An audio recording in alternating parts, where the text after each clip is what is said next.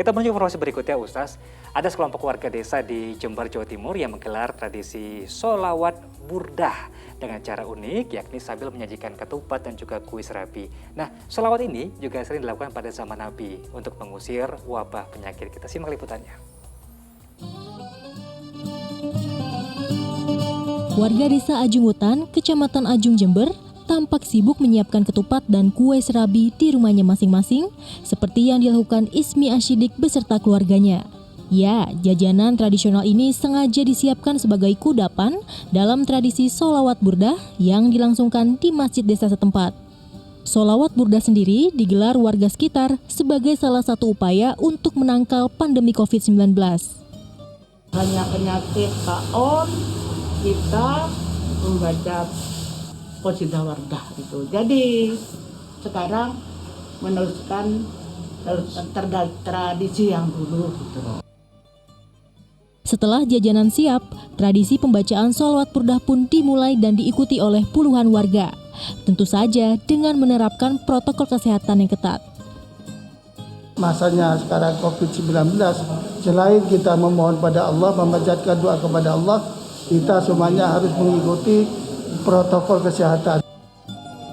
Sholawat burdah sendiri berisi puji-pujian kepada Nabi Muhammad yang kerap dilakukan pada zaman dahulu untuk mengusir wabah penyakit. Tommy Iskandar melaporkan dari Jember, Jawa Timur. Ya, itu namanya juga ikhtiar, Ustaz ya. Selain kita melakukan 5M, jadi juga usaha lain untuk mengusir virus corona dari bumi, termasuk dengan berdoa, membaca sholawat. Nah, Ustaz mungkin bisa ceritakan bagaimana keutamaan dari sholawat burdah ini sendiri. Ya, burdah itu adalah qasidah ya, kumpulan bait-bait syair yang disusun oleh Al-Imam Al-Busiri. Muhammad bin Sa'id Al-Busiri itu adalah seorang pujangga, sastrawan yang banyak sekali menulis pujian-pujian untuk Rasulullah Sallallahu Alaihi Wasallam. Beliau itu hidup di abad ke-7 Hijriah atau sekitar abad ke-11 Masehi ya. Itu makamnya ada di Alexandria itu, Mas Jemi ya.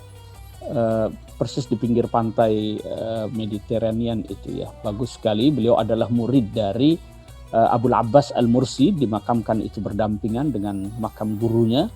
Jadi qasidah atau kumpulan bait syair yang disusun oleh Al-Busiri ini yang disebut dengan Al-Burdah. Al-Burdah itu karena dia ketika menulis itu sakit, setengah lumpuh gitu, kemudian mimpi didatangi oleh Rasulullah, lalu kemudian diberikan burdah gitu ya, semacam sorban itu, dan kemudian dia sembuh.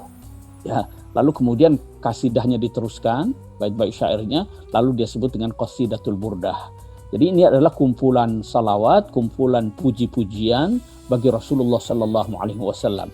Nah, ini salawat itu sendiri kan memiliki banyak manfaat ya. Salawat itu pada mulanya bermakna doa ya. Jadi salawat itu adalah doa.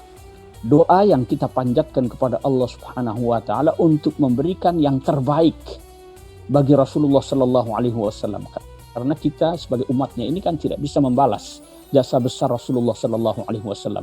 Lalu Allah ajarkan kepada kita cara kamu membalas jasa nabimu itu adalah dengan memohonkan kepada Allah agar beliau itu diberikan kedudukan yang termulia, terhormat di sisinya.